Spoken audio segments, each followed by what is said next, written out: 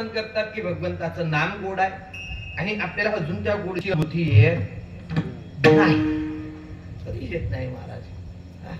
जर अनुभूती येत असती तर चालू भजनामध्ये भजन बंद पडतं, चहा आली आता थांबा, पहिल्यांदा चहा घ्या,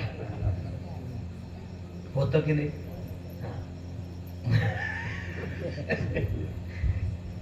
म्हणजे भजनापेक्षा गोड काय झाली मग? चहा झाली. तर होत ते म्हणजे सांगण्याचं तात्पर्य. तर साधू संत वर्णन करतात की नाम गोड आहे. आम्ही सुद्धा भगवंताचं नाम घेतो, तो गोडी का लागत नाही? त्याचं कारण आहे महाराज, ते नाम गोड आहेच, साधू संतांनी सांगितलेलं आहे, त्यामुळे ते गोड आहेच आहे. परंतु परंतु ती गोडी येण्यासाठी लागणारी अंतःकरणाची योग्यता अजून आपली तयार झालेली नाही, म्हणून ती गोडी येत नाही. विठ्ठल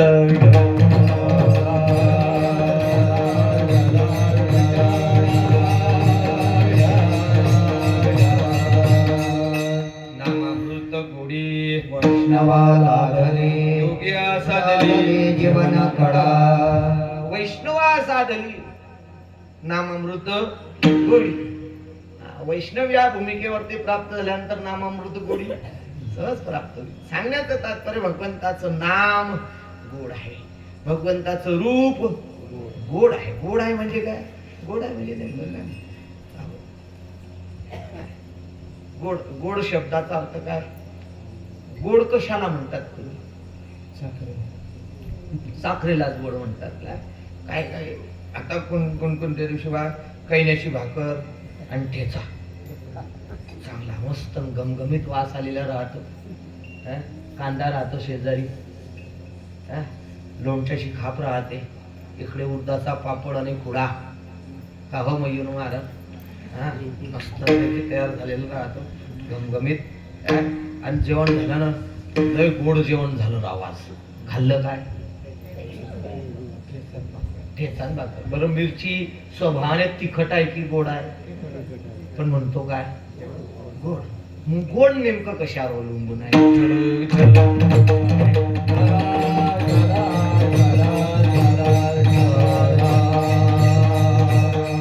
एखादा छोटासा मुलगा असतो 5 वर्षाचा, त्याची आई सुंदर त्याचा शृंगार करते, पावडर वगैरे सुंदर कपडे घातलेले असतात, असा ठुमकट ठुमकट चालतो आणि अतिशय सुंदर तुमच्याशी हसतो. हसल्यानंतर माणसं काय म्हणतात? काय गोड असतो, किती सुंदर असतो, गोड असतो महाराज. मग गोड गोड कशाला म्हटलं जातं? गोड तुझे रूप, गोड तुझे नाम. गोड तो गोडवा कशाचा आहे महाराज? तो जो गोडवा आहे तो आहे सुखाचा. भगवंताचं नामही सुख देणार आहे आणि भगवंताचं रूपही सुख देणार आहे. नाम आणि रूप दोन्ही सुख देणार असल्या कारणाने गोड तुझे रूप, गोड तुझे नाम. ज्या ठिकाणी सुखाची उपलब्धी असते, ज्याच्यातून सुखाची अनुभूती होते, ते सगळे पदार्थ आपल्याला कसे लागतात? गोड लागतात. आंबट असते कढी, पण लय आवडते मला. काय गोड कढी झाली, अरे आंबट आहे ना. म्हणजे सुखाची अनुभूती ज्याच्यातून होते त्याला आपण गोड म्हणतो. म्हणजे सुख त्याला महत्वाचा भाग आहे. तसं भगवंताचं रूपही सुख देणार आहे महाराज, आणि भगवंताचं नामही सुख देणार आहे. कारण तो हा विठ्ठल बरवा, तो हा माधव बरवा. बरवा म्हणजे सुखकारक, तो माधव आणि तो विठ्ठल दोन्ही सुखकारक आहे महाराज. म्हणून सांगण्याचं तात्पर्य तुझं रूपही सुखकारक आहे आणि तुझं नामही सुखकारक असल्या कारणाने देई मज प्रेम सर्व प्रकार. तसं भगवंताची स्तुती केली महाराज. भगवंताची स्तुती केल्यानंतर हळूच आपला अर्ज पुढे केला तुकोबारायांनी. देई मज प्रेम. मग का हो तुकोबारायांकडे प्रेम नव्हतं का? प्रेम होतं महाराज, पण जे प्रेम भगवंताला अभिप्रेत आहे, ते प्रेम लागतं बघ. आपण ज्याला प्रेम म्हणतो महाराज, मुळात ते प्रेम नाही आहे. मुळात ती आहे वासना. आणि ती वासना पूर्तता झाली, ते आकर्षण समाप्त झालं की ते प्रेम तेही जातं महाराज. आमचे ज्येष्ठ गुरु बंधू होते, वारले ते आता, आमच्या सोबत आश्रमात राहायचे. ते विनोदाने सांगायचे, भजन करा.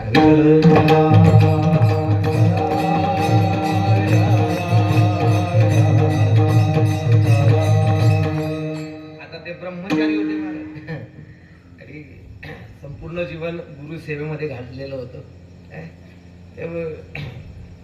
नष्टिक ब्रह्मचारी असल्या कारणाने फार कणखर होते.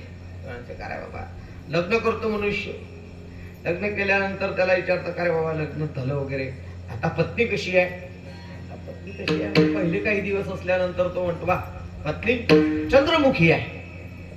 काय म्हणतो? चंद्रमुखी आहे.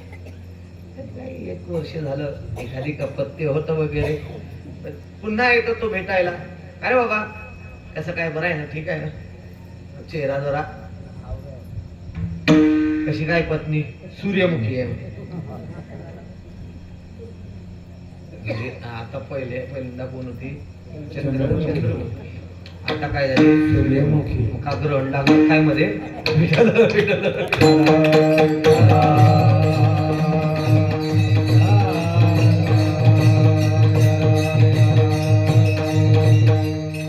अजून काही दिवस जातात महाराज. थोडा वार्धक्य दशेला प्राप्त होतो, याचाही मानचा खेळा ढिला होतो, तिचाही होतो. आता विचारतो अरे बाबा कशी आहे पत्नी, म्हणे ज्वालामुखी. आता पत्नी एकच आहे की नाही, का वेगवेगळ्या 3 आहे का? एकच आहे, परंतु सुरुवातीला चंद्रमुखी, नंतर सूर्यमुखी, नंतर ज्वालामुखी. मग काय प्रेम आहे का ते? नाही. वासना पूर्तता झाल्यानंतर त्यातील आकर्षण निवृत्त होऊन जातं. आणि त्या आकर्षणालाच आपण काय समजतो, प्रेम. ते प्रेम नाहीये. प्रेम हे काही विलक्षण आहे महाराज. प्रेम हे देवाचे देणे, देहभाव दायक जेणे. प्रेम हे देवाचं देणं आहे. देवानं दिलं तर प्राप्त होतं, नाहीतर प्राप्त होत नाही. आणि प्रेम देव प्रत्येकाला नाही देत महाराज. प्रेम देव प्रत्येकाला नाही देत. पुंडलिकाच्या भावार्था गोकुळी मुनी झाला येता, निज प्रेम भक्ती भक्ता घ्या म्हणतसे. निज प्रेम आणि निज भक्ती पुंडलिक राहायला दिली महाराज. म्हणून निज प्रेमाला महत्व आहे. म्हणून नारद महर्षी महाराज भक्तीचं व्याख्यान करीत असताना भक्ती कशाला म्हटले जातं त्याचं वर्णन करीत असताना म्हणतात, सातु अस्मिन परम प्रेम रूपः आनंद रूपत्वात्. परम प्रेम जिथं असतं, ज्या प्रेमामध्ये भोग नसतो महाराज, ज्या प्रेमामध्ये त्याग असतो.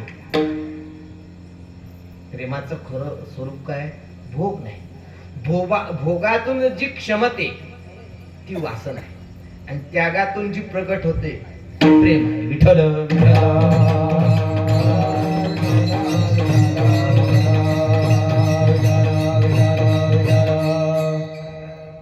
भोग झाला म्हणजे त्याच्यातलं प्रेम गळालं, काहीच राहत नाही महाराज. त्यात राहत नाही रस, स्वारस्य राहत नाही. ते आकर्षण नष्ट होत जात. प्रेमात तसं नाही. प्रतिक्षणम वर्धनम.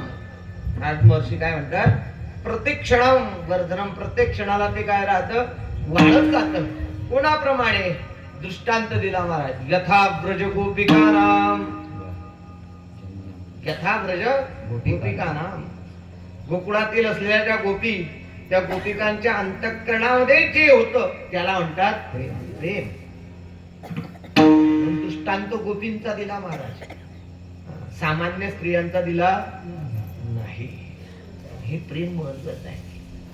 भगवंत राहिले का गोकुळात? तरी सुद्धा दृष्टांत कोणता दिला? गोपिका गोपिकांचा दिला महाराज.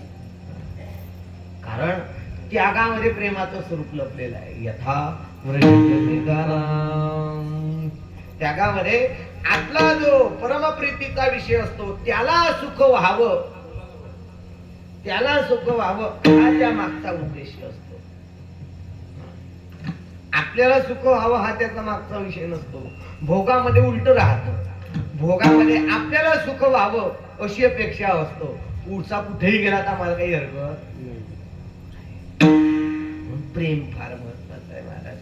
किती प्रेम होतं गोपिकांचं एक तुम्हाला दृष्टांत सांगतो आणि आपली सेवा पूर्णतेकडे. विठ्ठल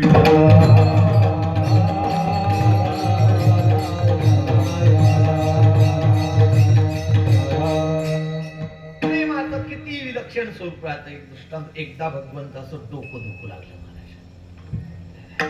भगवंताचं डोकं दुखू. आता पहिल्यांदा जरा डोका आहे का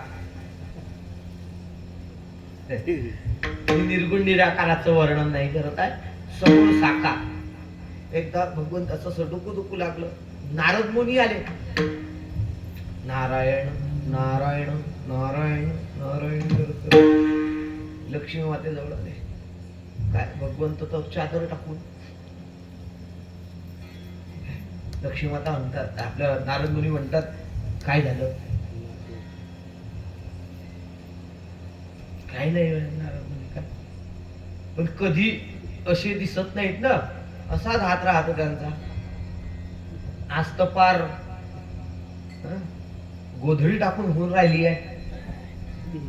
झालं काय? काही नाही. देवाचं जरा डोकं दुखताय. डोकं दुखताय. बरोबर मी बोलतो देवाशी. बरोबर गेले नारद मुनी महाराज कोणाजवळ? भगवंताजवळ. का हो देवा काय झालं?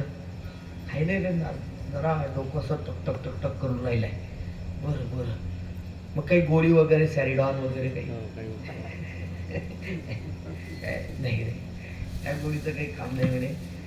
काही केलं की नाही? काढा वगैरे घेतला की नाही? सगळं करून झालं पण डोकं काही बंद नाही आहे. मग म्हणे आता काय करावं? काही इलाज? म्हणे एक इलाज आहे आणि त्याच्याने नक्की माझं डोकं दुखणं बंद होईल. मग म्हणे कोण काय इलाज आहे? म्हणे जर कोणी भक्त आपल्या पायाची माती झटकून आणेल आणि त्याच्यामध्ये पाणी टाकून जर त्याचा लेप केला आणि ती माती जर माझ्या कपाळावरती लावली तर ते डोकं दुखणं बंद होईल. ठीक आहे मी जातो. महाराज यांच्याकडे जा, त्यांच्याकडे जा, त्यांच्याकडे जा. प्रत्येकाला विचारल्यानंतर नारद मुनींचं आगत स्वागत सगळीकडे व्हायचं. महाराज या या काय घेता? उन्हाळ्याचे दिवस आहे. लस्सी वगैरे काही आईस्क्रीम वगैरे? काही नाही काही नाही. कशासाठी येणं झालं? काही नाही. देवाचं काय दुखताय? दुखताय. बरोबर बरोबर काही इलाज वगैरे? हो म्हणे केला इलाज पण भगवंतानी एक निरोप पाठवला. काय निरोप पाठवला? म्हणे की जर कोण्या भक्ताने आपल्या पायाची माती काढून दिली, त्याचा जर लेप केला आणि तो जर देवाचा डोक्याला लावला, कपाळावरती लावला तर देवाचं डोकं दुखणं बंद होईल. महाराज हे ऐकता बर 4 फूट लोक मागं सरकायचे. नाही नाही रे तुमच्या गावात आलते का?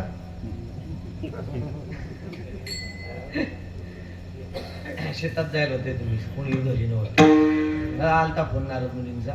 नाही गेलो तूर खेड्यामध्ये पण सगळे शेतात गेलेले होते. महाराज सगळे दूर फिरून आले.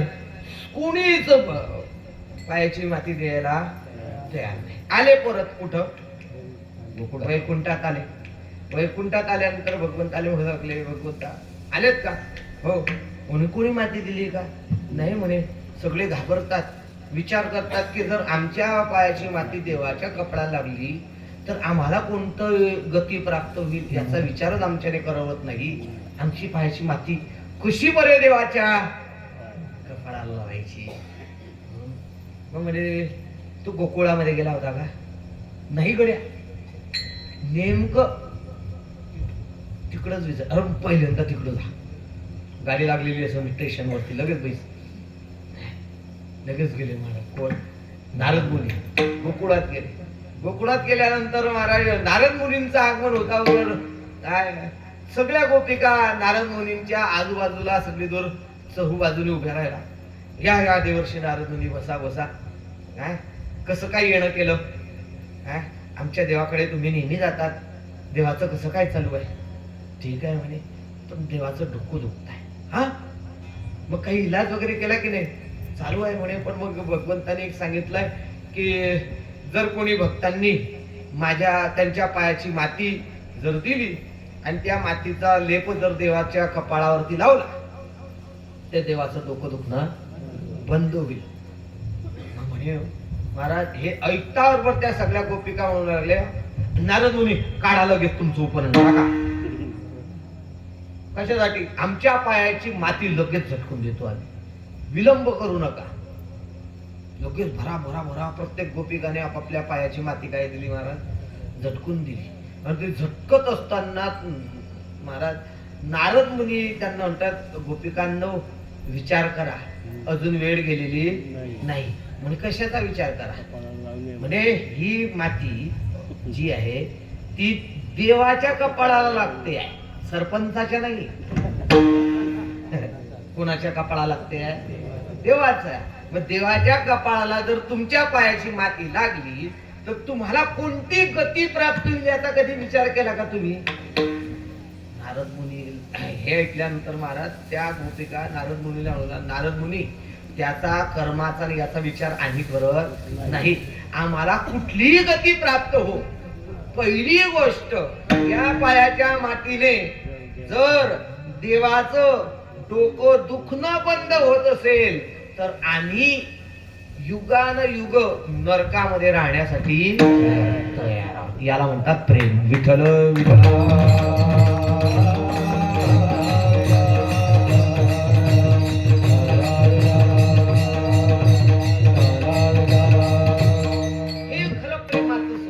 प्रेमामध्ये त्याग लागतो, प्रेमामध्ये भोग लागत नाही महाराज. त्या गोपिकांचं हे वाक्य ऐकता महाराज नारद मुनीच्या डोळ्यातून अश्रू वाहू लागले. मला कसं काय आठवलं नाही? मी तर देवाचा भक्त आहे. मी तर तंबुरा घेऊन फिरतो जिथे तिथे, नारायण नारायण. पण मी सुद्धा गोपिकांच्या प्रेमाला ओळखू शकलो नाही. त्या प्रेमा पुढे मी सुद्धा कमी पडलो. कबीर कबीर क्या कहे, जा जमुना के तीर, एक एक गोपी के प्यार में बह गए कोटी कबीर. विठ्ठल विठ्ठल.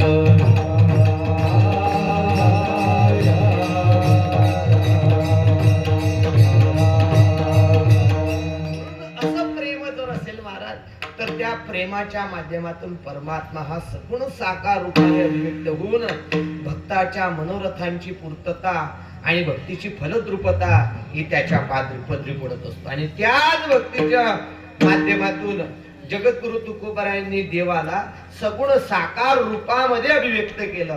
आणि तो अभिव्यक्त झालेला देव कसा आहे त्याचं वर्णन अभंगाच्या पहिल्या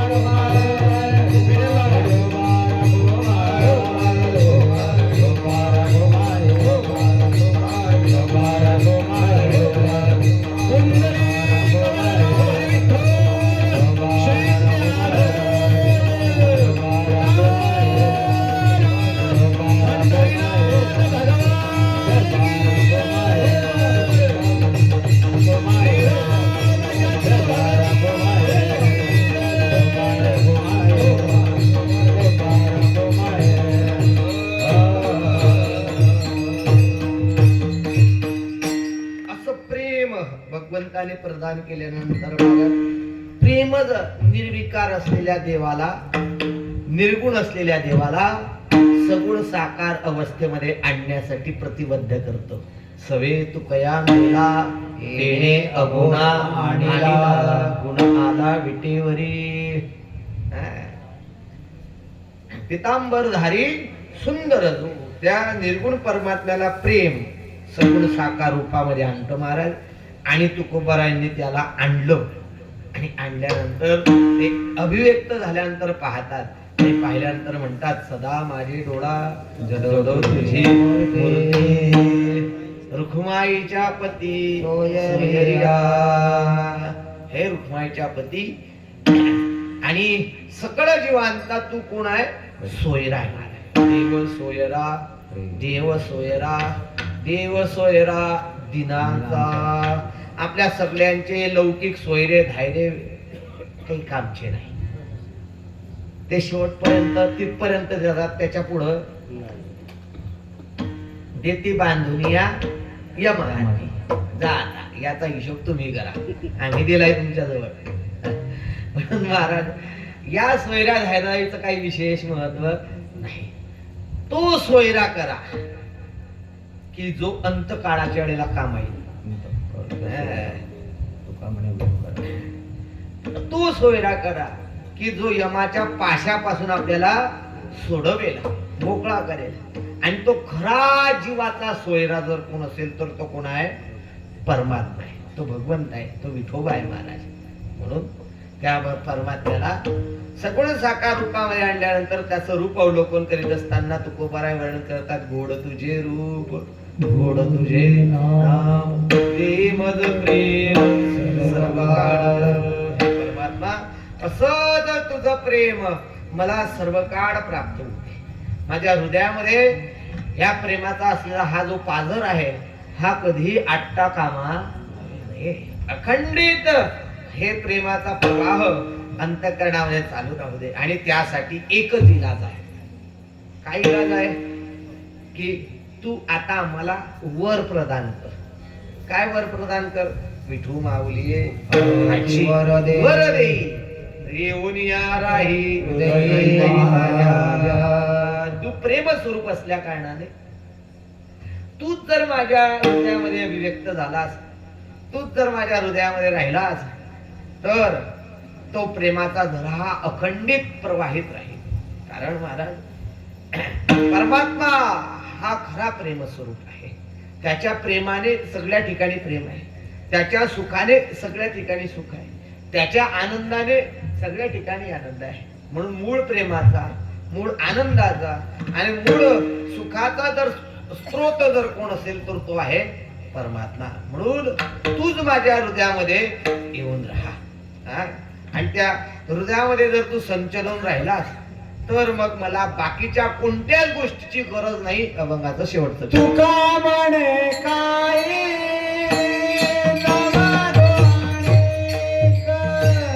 तुका म्हणे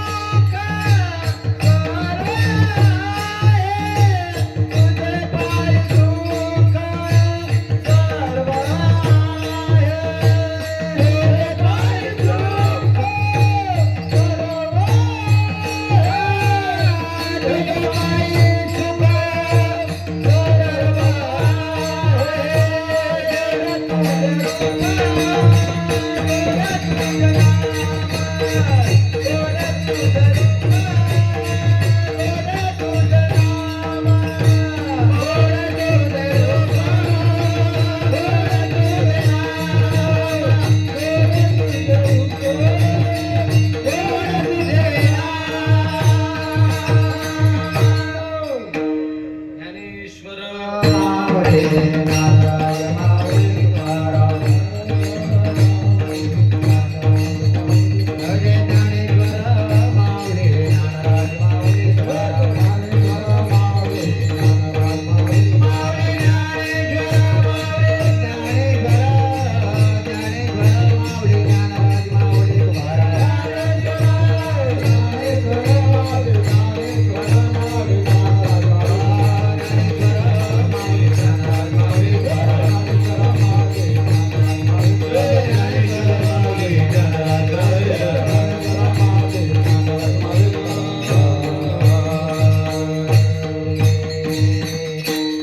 तुका म्हणे काही न मागो आणिक तुझे पायी सुख सर्व आहे. आता परमात्म्या तुझ्या व्यतिरिक्त मला दुसऱ्या कोणत्याच गोष्टीची गरज नाही.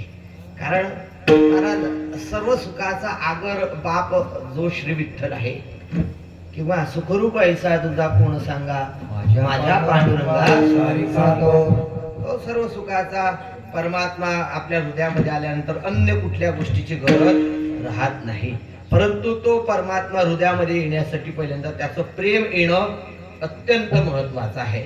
म्हणून ते मज प्रेम सर्व काळ असो झालेली ही जी सेवा आहे ती सेवा रुक्मिणी प्राण संजीवन भगवान श्री विठ्ठलेश महाकैवल्य तेजनिधी संत सम्राट श्री ज्ञानोबराय योग साम्राज्ञी आईसाहेब मुक्ताबाई सद्गुरु झेंडूजी महाराज कुंडलेश्वर भगवान यांच्या चरणारविंदी समर्पित करतो. बघा अतिशय प्रसन्न आणि उत्तम रीतीने आपल्या या ठिकाणी आयोजन आहे. सर्वांचे पुनश्च मी या ठिकाणी आभार व्यक्त करतो किंवा त्यांच्याविषयी नतमस्तक होतो. आणि आमचे ज्ञानेश्वर भाऊ यांनी सुद्धा अतिशय उत्तम रीतीने साऊंडची नियोजन केलं. म्हणजे आमचा आवाज तुमच्यापर्यंत येण्यासाठी त्याला फार महत्व आहे. आणि मध्येच जर कुकरच्या शिट्या झाल्या तर भात होऊन जातो. आणि शिट्टी वाजली नाही, काही झालं नाही. अतिशय उत्तम रीतीने त्यांनी ध्वनीचं नियोजन केलं. असो पुनश्च ही सेवा भगवंताच्या चरणारविंदी समर्पित करतो. आपल्या सर्वांच्या चरणारविंदी नतमस्तक होतो आणि आपण इथं थांबूया. जय जय विठ्ठल